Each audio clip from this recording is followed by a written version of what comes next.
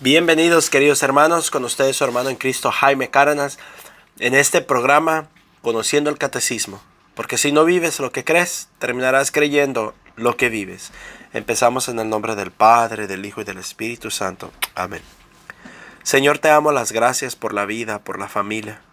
Envía tu Espíritu Santo, Señor, y danos el entendimiento y la docilidad para escuchar tu palabra a través de la iglesia. Permítenos, Señor, siempre buscar la santidad, siempre luchar por ella, aunque a veces se encuentren caminos difíciles. Enséñanos a abandonarnos y a confiar ciegamente en ti. Y todo esto te lo pido en el nombre del Padre, del Hijo y del Espíritu Santo. Amén. Pues bien, mis hermanos, vamos a continuar en el párrafo 2. Al tercer día resucitó de entre los muertos, numeral 638. Recuerden que seguimos con el credo. El credo es largo aquí en el catecismo porque nos lo está desglosando poco a poquito. Os anunciamos la buena nueva de que la promesa hecha a los padres de Dios la ha cumplido en nosotros, los hijos, al resucitar a Jesús. Hechos 13, 32 al 33. O sea que la buena nueva se cumple en nosotros, sus hijos, a través de Jesucristo. La resurrección de Jesús es la verdad culminante de nuestra fe en Cristo, creída y vivida por la primera comunidad cristiana como verdad central, transmitida como fundamental por la tradición, establecida en los documentos del Nuevo Testamento, predicada como parte esencial del misterio pascual al mismo tiempo que la cruz. Cristo ha resucitado de los muertos. Con su muerte ha vencido la muerte y a los sepultados ha dado vida. O sea que para nosotros los católicos es tan importante su resurrección como lo es su pasión y muerte. Predicamos los dos, a un Cristo mutilado, a un Cristo torturado, a un Cristo cargando una cruz, tan importante como un Cristo glorioso y redentor. ¿Qué tiene que ver eso con nuestra fe? Hermanos, demasiado. Muchas sectas allá afuera predican solamente a un Cristo triunfante y redentor. No sé si han oído los que tienen el acento brasileño. Mis hermanos, les queremos hablar del arroz milagroso, que si tú aceptas este evangelio, pon la flor de la prosperidad en tu casa y los problemas van a desaparecer. Para de sufrir. Y empiezan con su letanía. O Joel Austin, los que hablan inglés, solamente habla que las bendiciones de Dios son a través de la prosperidad. Y cuando pensamos de esa manera y no tomamos una igual importancia a la cruz como a la resurrección, entonces empezamos a creer en el evangelio de la prosperidad, que ese evangelio es un falso evangelio. Nosotros los cristianos aceptamos los dos, o al menos debemos de aceptar los dos, los momentos de gloria, pero también los momentos de sufrimiento y dolor, y qué difícil es. Pero es posible, con Cristo todo es posible.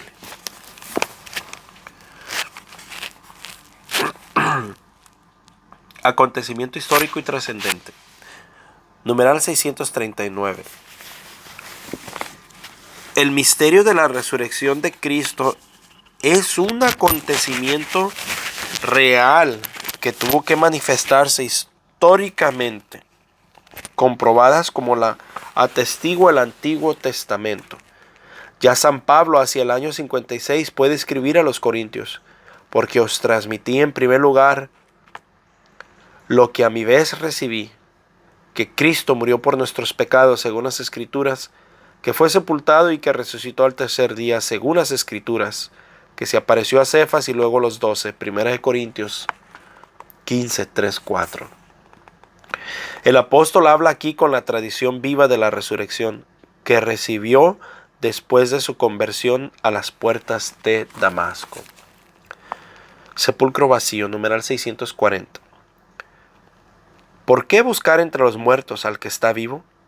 No está aquí, ha resucitado. Lucas 24, 5, 6. En el marco de los acontecimientos de Pascua, el primer elemento que se encuentra en el sepulcro vacío no es en sí una prueba directa. La ausencia del cuerpo de Cristo en el sepulcro podía explicarse de otro modo. A pesar de eso, el sepulcro vacío ha constituido para todos un signo esencial. Su descubrimiento por los discípulos fue el primer paso para el reconocimiento del hecho de la resurrección. Es el caso, en primer lugar, de las santas mujeres. Después de Pedro, el discípulo que Jesús amaba, Juan 22, afirma que al entrar en el sepulcro vacío y al descubrir las vendas en el suelo, Juan 26, vio y creyó. Eso supone que constató en el estado del sepulcro vacío que la ausencia del cuerpo de Jesús no había podido ser obra humana y que Jesús no había vuelto simplemente a una vida terrenal como había sido el caso de Lázaro. O sea que la resurrección de Jesucristo no fue como la de Lázaro. La de Lázaro fue, estaba muerto físicamente. Jesucristo lo resucita físicamente, pero después vuelve a envejecer el proceso de la vida y muere. Jesucristo no. Jesucristo resucita por su propio poder, triunfante y para siempre, con un cuerpo ya más celestial. Las apariciones del resucitado, numeral 641. María Magdalena y las santas mujeres que iban a embalsamar el cuerpo de Jesús enterrado a prisa en la tarde del Viernes Santo por la llegada del sábado, fueron las primeras en encontrar al resucitado. Así las mujeres fueron las primeras mensajeras de la resurrección de Cristo para los propios apóstoles. Jesús se apareció enseguida a ellos, primero a Pedro y después a los 12. Pedro, llamado a confirmar en la fe a sus hermanos, ve por tanto al resucitado antes que los demás y sobre su testimonio es sobre lo que la comunidad exclama: es verdad, el Señor ha resucitado y se ha aparecido a Simón. Lucas 24:34. Ya aquí volvemos a ver una vez más la primacía de Pedro. ¿Recuerdan cuando estábamos leyendo la Biblia? Desde que empezamos el Evangelio de Mateo y Jesucristo hace el llamado, de ahí en adelante el resto de la Biblia, que esto implica los 4 evangelios, que esto implica las cartas apostólicas, Pedro pasa a ser el primero en la lista siempre. Incluso tanto en primero en la lista, como podemos ver aquí en el catecismo,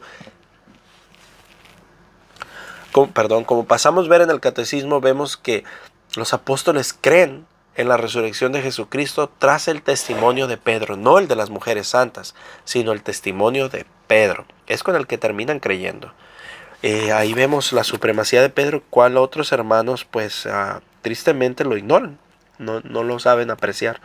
Numeral 642. Todo lo que sucedió en estas jornadas pascuales compromete a cada uno de los apóstoles, y a Pedro en particular. En la constitución de la era nueva que comenzó en la mañana de Pascua, como testigo del resucitado, los apóstoles son las piedras de fundación de la iglesia. La fe de la primera comunidad de creyentes se funda en el testimonio de hombres concretos, conocidos de los cristianos, y de los que la mayor parte aún vivían entre ellos. Estos testigos de la resurrección de Cristo son ante todo Pedro y los 12. Pero no solamente ellos. Pablo habla claramente de más de 500 personas a las que se le apareció Jesús en una sola vez, además de Santiago y de otros apóstoles. Volvemos a ver una vez más la supremacía de Pedro. Y aunque aquí el catecismo dice que los demás eran piedras, que sí es verdad, aquí eran piedra, pero Jesucristo le dice a él: tú eres piedra y sobre esta piedra. Entonces Pedro era piedra de fundación. Cristo, como alegan tanto los protestantes, era la piedra angular. Y todos los demás, incluyéndonos nosotros, pasamos a ser piedras que fundan esta iglesia o que crecen esta iglesia para la edificación del reino de los cielos. Entonces todos somos piedra, pero cada piedra en su lugar. Cristo la piedra angular, Pedro la piedra de fundación y todos nosotros las piedras de la edificación.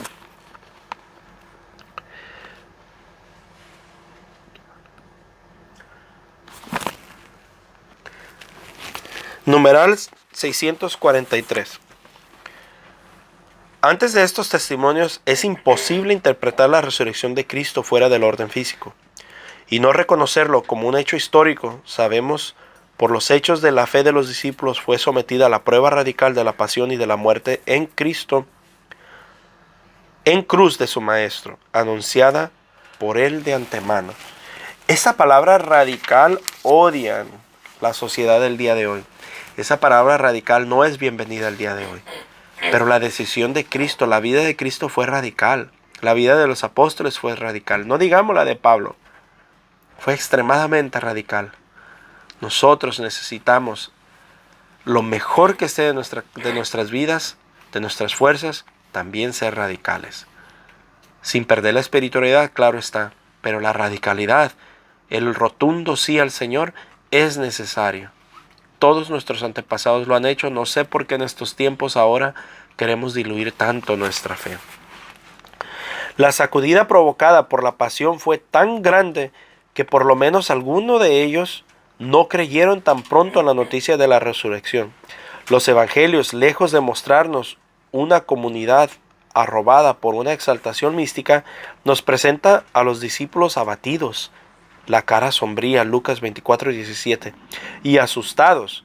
Por eso no creyeron en las santas mujeres que regresaron del sepulcro. Y sus palabras les parecían como desatinos, Lucas 24:11. Cuando Jesús se manifiesta a los 11 en la tarde de Pascua, les echó en cara su incredulidad y su dureza de cabeza por no haber creído a quienes le habían visto resucitado. Marcos 16:14. Numeral 644. Tan imposible les parece la cosa que, incluso puesto ante la realidad de Jesús resucitado, los discípulos dudan todavía. Creen ver un espíritu. No acaban de creerlo a causa de la alegría y estaban asombrados. Lucas 24:41. Tomás conocerá la misma prueba de la duda. Y en la última aparición en Galilea referida por Mateo, algunos sin embargo dudaron. Mateo 28:17. Por esto la hipótesis según la cual la resurrección habría sido un producto de la fe o de la credulidad de los apóstoles no tiene consistencia. Muy al contrario, su fe en la resurrección nació bajo la acción de la gracia divina, de la experiencia directa de la realidad de Jesús resucitado. Mis hermanos, aquí vemos cómo nos muestra esta parte que la fe es una realidad. La fe es palpable, la podemos palpar. Y no en el sentido físico, pero en el sentido que a través de las acciones, a través de las experiencias. ¿De qué manera podemos palpar la fe? Yo no sé si a ti te ha pasado, pero hay veces donde te encuentras abatido o a veces donde te encuentras muy emocionado. Y le dices al Señor que te confirme que eso que estás haciendo o que eso que quieres hacer o eso que necesitas, que te confirme Dios. Y le pedimos con todo el corazón que nos dé una luz. Entonces, al pedirle esto a Jesús, inmediatamente a través de un hermano, a través de un pasaje bíblico, a través de una respuesta de alguna manera directa o indirecta, recibimos esa respuesta que buscábamos. Esa es de alguna manera palpable la fe. O con mi papá, mientras manejábamos, platicábamos de cómo el Señor a uno le muestra cosas que jamás uno había imaginado. Esas son las maneras palpables en las que podemos sentir la presencia de Dios. De una manera, por decirlo así, tan física, a través de estas acciones. Pero la fe es también madura, no es irreal, no es como soñar en las nubes. Hay gente que tiende a decir, todo lo que le pido a Dios me lo cumple. Todo, nunca me ha dicho que no. Eso es una manera irreal. Porque Dios no es un mago que está ahí para cumplir nuestros deseos, nuestras pasiones de una manera obligatoria. O de una manera, a veces cosas que sí las suceden, a veces cosas simples de la vida que sí suceden, pero no todo como una persona podría decir, todo, absolutamente todo me lo cumple Dios. Esa es una manera de vivir una fe irreal, una fe inmadura. Hay cosas que no se cumplen. Y por nuestro bien, claro está. Entonces la fe madura es así. Creemos de una manera real lo que es. Pero también podemos irnos al otro lado de aquellas personas que son, entre comillas, tan maduras y quieren tantas pruebas que a veces eso los impide creer, como en este caso estos apóstoles, dice, algunos dudaron, incluso después de haber visto a Jesús, creían que era un espíritu. Hay veces que podemos recibir tantas manifestaciones de Dios, pero el corazón está tan incrédulo, tan duro, que no creemos. Entonces el Señor nos invita a una madurez espiritual, ni muy para un lado que no creo, ni muy para el otro que creo cosas que no son. Pues bien, mis hermanos, un fuerte abrazo, la paz del Señor y primero Dios, continuaremos mañana. Dios les bendiga.